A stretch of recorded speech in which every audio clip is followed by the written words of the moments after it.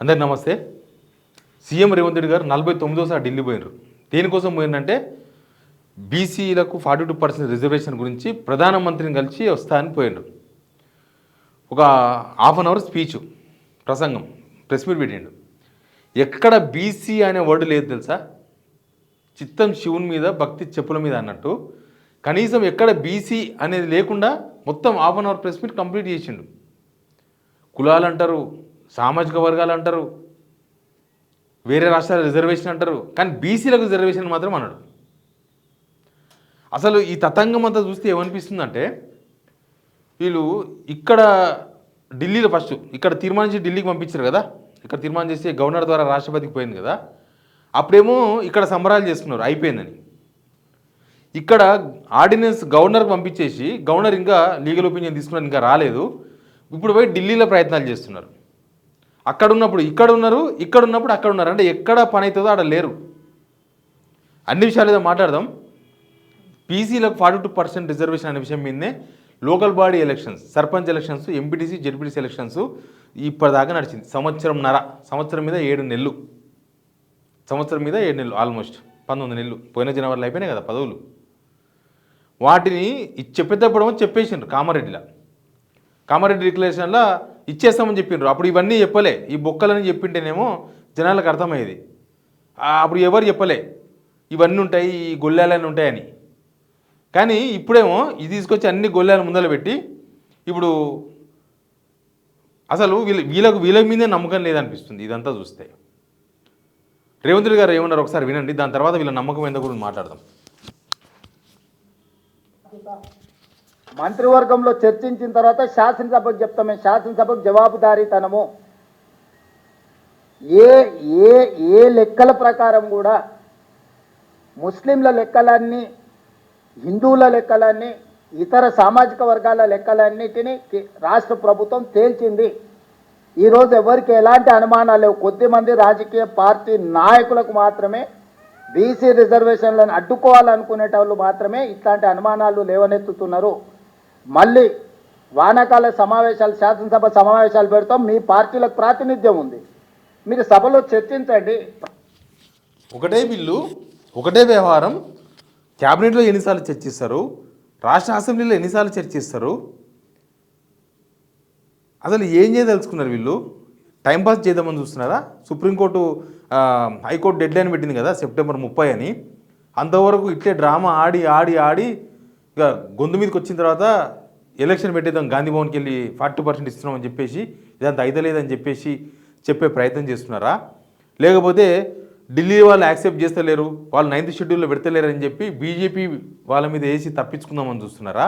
లేకపోతే రేపు ordinance governor accept చేయకపోతే చేస్తే ఎవరో కోర్టుకు పోతే బీఆర్ఎస్ మీద వేసి తప్పించుకుందామనే ప్రయత్నం చేస్తున్నారా? ఇన్ని అనుమానాలు ఉన్నాయి దీనిలో. ఎందుకంటే ఇప్పుడు ఢిల్లీకి పంపించారు, గవర్నర్ ద్వారా పోయినప్పుడు అక్కడ సెంట్రల్ గవర్నమెంట్ మీద అప్పుడు కదా బర్డెన్ పెంచాల్సింది, అప్పుడు కూడా వాళ్ళ మీద బరువు పెంచాల్సింది. అరే మీరు చెయ్యాలి, స్టేట్ గవర్నమెంట్ పంపించింది ఇక్కడ నుంచి, మీరు దాన్ని యాక్సెప్ట్ చేయాలి, పార్లమెంట్లో దాన్ని పెట్టండి, 9th షెడ్యూల్లో పెట్టండి, అప్పుడు కదా మీరు ఒత్తిడి పెంచాల్సింది. ఈ బిల్లు పంపించిన తర్వాత 2 times ప్రధానమంత్రిని కలిసింది రేవంత్ రెడ్డి గారు. దీని గురించి మాట్లాడలే, దీని గురించి చర్చ లేదు. అఖిలపక్షం తీసుకుపోతామన్నారు, ఇక్కడ నుంచి అందరిని తీసుకొని పోతామన్నారు. ఇప్పటిదాకా సపోర్ట్ లేదు, తీసుకుపోలేదు. అసెంబ్లీలో బిల్లు పెడితే అన్ని పార్టీలు యాక్సెప్ట్ చేసినాయి, ఇక్కడ రాష్ట్రంలో ఉన్న వాళ్ళందరూ యాక్సెప్ట్ చేసినారు. కానీ అక్కడ ఉన్న చట్టపరమైన ఇబ్బందులను నిన్న బీజేపీ ప్రెసిడెంట్ రామచంద్రరావు గారు చెప్తున్నారు. 9th షెడ్యూల్లో పెట్టడం కుదరదు, ఇది కాదని వాళ్ళకు కూడా తెలుసు, కాంగ్రెస్ వాళ్ళకు డ్రామా ఆడుతున్నారని చెప్పేసి ఆయన ఆరోపణ చేసిండు.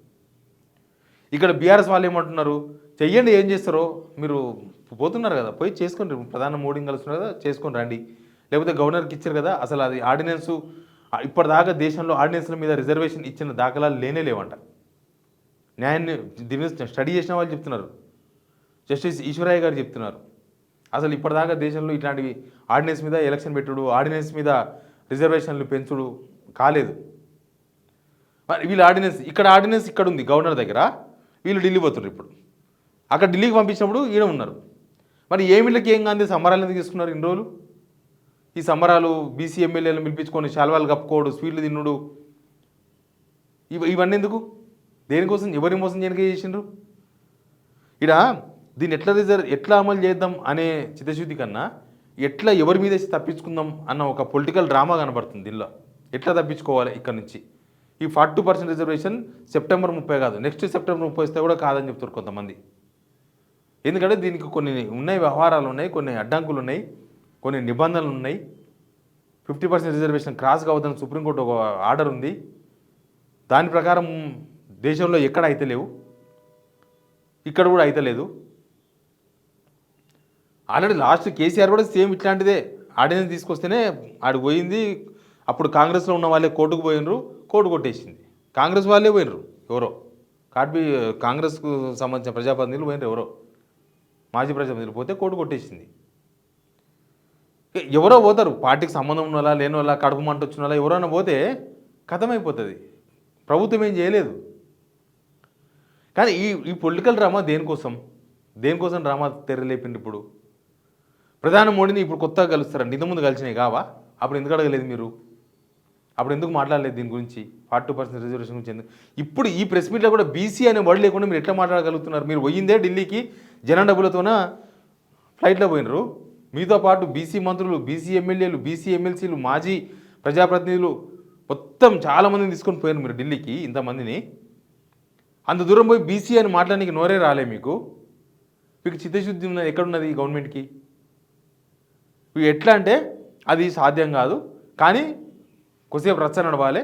ఈ రచ్చ చేసుకున్న తర్వాత ఆ పార్టీ మీద ఈ పార్టీ మీద వేయాలి. వేసిపోయి గాంధీమోహన్లో కూర్చొని మేము ఇస్తున్నాం, గాంధీమోహన్కి వెళ్ళి మీరు ఇవ్వండి అని చెప్పేసి ఒక సవాల్ విసిరాలి. ఇది ఒక గేమ్, ఒక పొలిటికల్ గేమ్, ఒక సెంటిమెంట్. సేమ్ తెలంగాణ ఉద్యమం టైంలో, తెలంగాణ ఇచ్చే టైంలో ఎట్లయితే డ్రామా నడిపించిందో కాంగ్రెస్, ఇప్పుడు బీసీలకు 42% రిజర్వేషన్లో కూడా అట్లాంటి డ్రామాకే తెరలేపింది. కాకపోతే అప్పుడు సెంట్రల్లో ఉన్నారు వాళ్ళు, తెరలేపినరు. ఇప్పుడు సెంట్రల్లో లేకపోతే వాళ్ళ మీద వేస్తున్నారు అంతే. బీజేపీ మీద వేసి భుజాలు దులుపుకోవాలి. ఇక్కడ స్టేట్లో బీఆర్ఎస్, అక్కడ బీజేపీ, ఇద్దరిని టార్గెట్ చేయాలి. హామీ ఇచ్చిందేమో కాంగ్రెస్, డిక్లరేషన్లో పెట్టింది కాంగ్రెస్. అప్పుడు ఏం ఆలోచించకుండా ఎందుకు పెట్టింది మీరు?